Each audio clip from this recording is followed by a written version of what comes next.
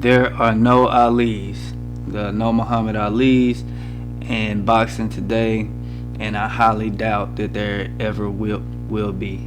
Now I gotta take it back. Not ever, but at least not for the foreseeable future. So, what I'm gonna be discussing today is why that's not the case. Why is it the case that there are no Alis? Seeing as our time, we're dealing with a lot going on in the U.S. You got all of these protests, and you see with other sports, like in basketball, they did a one-day strike. It was originally intended to be the rest of the season. I think they said Obama intervened on that one. Then you have the NFL. Some of their players are becoming a lot more vocal. Baseball, I think they canceled a lot of games after the Jeff Blake shooting. Even in sports like soccer, you're seeing it.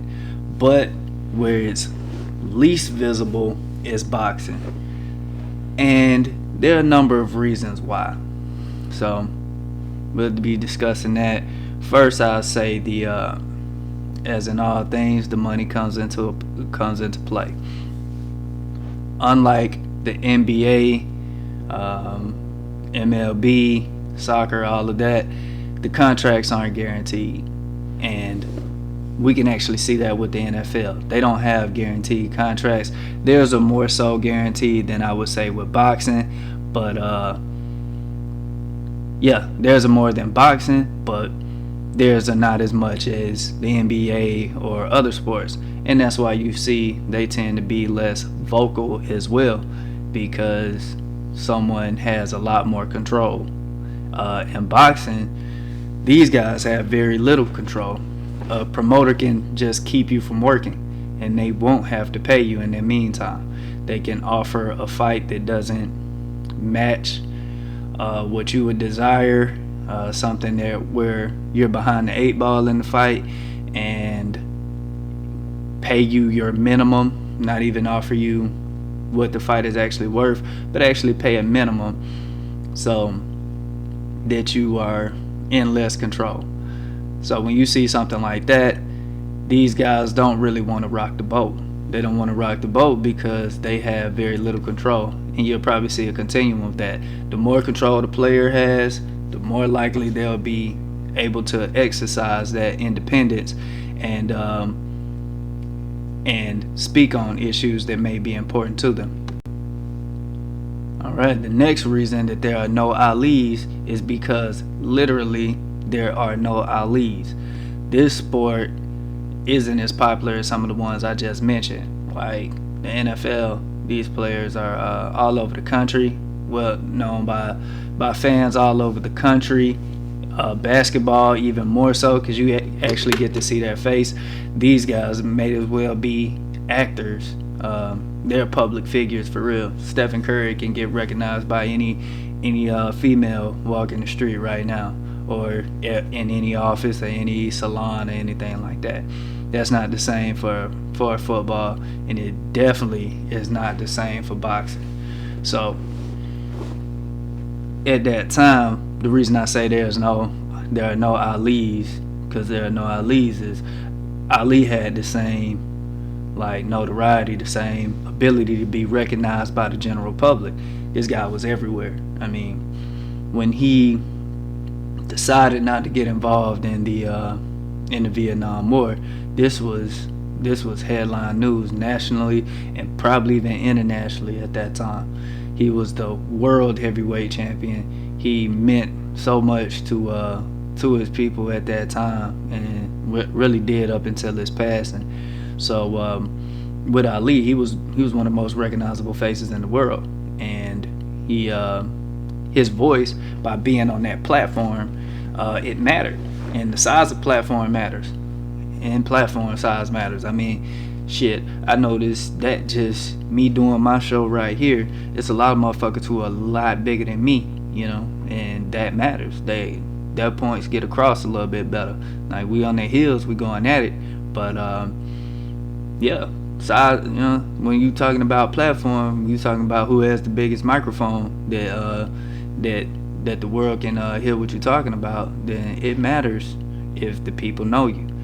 Boxers is not the case. The only one recently I would say is like Will two, and they were connected, Mayweather and Pacquiao. And Pacquiao really couldn't be the one, the type to actually speak on anything, because his popularity came by being a foil to Floyd Mayweather. So by being a foil to Mayweather, if Mayweather was brash and outspoken, he had to be humble and soft spoken. So it's just how things work. By having a platform or not having a platform, your voice doesn't matter as much. And in a world where you're, like I said, a contract isn't guaranteed, you could be just like screaming into the abyss and still get your money fucked up. So that's not what any fighter is trying to do. So we get the results that we get simply because these guys aren't as well known, and they're not, and they'll never. I think they'll never really be, because they're not in the public eye as much. Like, we got fighters, they promote when a fight is happening. So you're gonna have to, if you want your name to ring bells, not just for business, but in a situation like this, if you want your name to really have that influence, and like I said, have it ring bells out in the street, then people need to see you pretty much all the time. They need to see you as much as they seeing these NBA players, man. LeBron, you seeing him all year. Curry got a golf, some type of miniature golf show on ABC or something like that. These guys just pop up. So you have to be tied in like that a little bit to be able to have a platform, and that platform is what gives you the strength to speak on these type of public issues and make some noise about it. So like, we see that in the case of AJ Anthony Joshua is out in the UK, and he's able to speak on it. He's been loud, very vocal. He got some kickback by saying that black people should buy black, but in the UK, boxing is probably the number 2 sport behind soccer. I mean, what else they got? Quidditch, or what? What's the other shit? Polo or cricket. So they don't really have the like sports infrastructure that the U.S. has, and it shows. It really benefits boxers because they get to be a face out there, and a face, a name, a voice, and you see him all the time. And now that he's speaking on these things, it can get a little bit more traction over there. So he's in a position to do so, and we can see it there. But in the U.S., since the sport isn't as big, these guys don't have the same platform. It doesn't yield the same result. So now we can see that and use that as an image of like a contrast, that having that platform puts a fighter in a position to talk on these issues, whereas others don't. And to get back to, like I said, with the money, these guys get paid off commissions. Ticket sales, pay-per-view sales go into their contract, go into their wallets. So they may want to avoid alienating possible fans.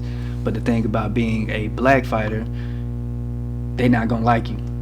They're not gonna like you unless there's a black fighter that you can beat that they dislike more. That's what happened with Joe Frazier and Muhammad Ali.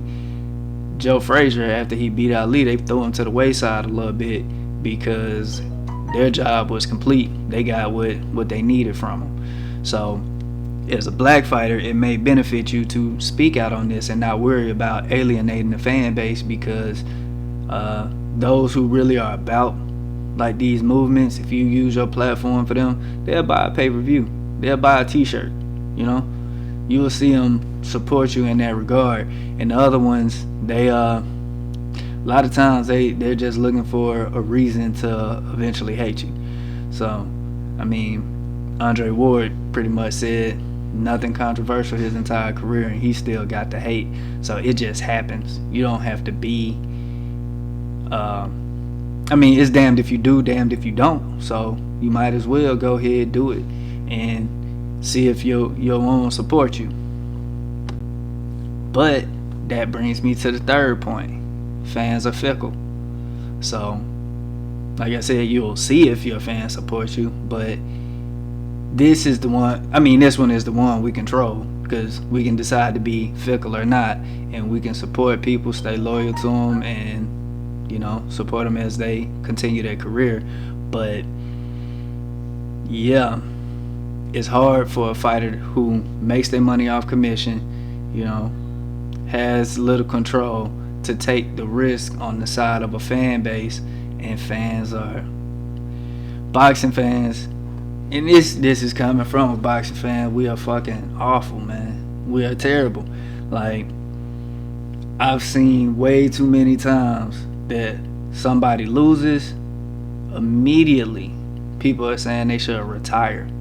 Like, your first loss, retire, quit, give up. You should just hang it up. Like, man, you throw them away. J-Rock said that when he won his belts. He was like, man, they throw a fighter away, and he was like, we can't come back. Look what happened. So we need the fans to be better about that. If you want that support, you gotta, if you say this person the champ, you gotta hold them down when they down and when they up. We really saw that with Wilder's loss to Tyson Fury. That was a tough day, man. That was really a tough day, because I saw folks switch on the guy like immediately. Like, they saying he ain't shit in the process of losing. You know what I'm saying? Like, the guy came out there. Cinco de Mayo and September 15th have always been not always, but more recently have been the boxing holidays. And this guy said, you know what, this thing is for us, so we're gonna do this in February. He comes out is about looking like a hero, like the mask, everything looking royal, you know what I'm saying? And it's all about his people. He's supporting black unity, power, everything. And it was something to inspire, you know what I'm saying? It's kind of like that Nipsey line, if I died today, my life would be a victory. It's still a victory, you know what I'm saying? Just getting to that place when bro, just judging by the trajectory of his career, how he started and everything, was never supposed to be there. You're supposed to chill for that. But that's not what we got when he took the loss. You expect the memes, some joke cracking, but folks talking about you ruined Black History Month. They was really going in on the guy. It was like how they threw him away. They tried to throw him away. So if you see something like that, and you are someone who's kind of and this was before this guy was ahead of the game. He was talking about this black stuff, man. He was talking about this before it was the trend, and they threw him out. Before George Floyd, before Breonna Taylor, it was literally the day before Ahmaud Arbery was killed. I know because I was actually given a call about that situation the day after. It was February 23. That young man was killed. So it was literally the day before that, and it's crazy that before all of that, the guy who's actually claiming this, a lot of people just went on, threw him out. And now you can't look at somebody else and say, how come they ain't speaking on this issue? If it's like, man, the guy who was doing it since been doing it, y'all, the guy till this day who been talking about it like that, y'all just threw him to the wayside. Like, you get what you know what I'm saying? You get what you put out. And that's another reason these fighters that has to play in why you don't see as many of them as vocal. So these are just some things I thought about. If we want to get everyone involved. I mean, we really don't have to rely on celebrity. This should come from the grassroots, from the ground up. So shouldn't if we want to influence it, it has to come from the bottom. But if you do want some of these people involved, these are some of the things that might be holding them back. It's just an observation of mine. But yeah, I'm signing off. Y'all take it easy. Catch you next time.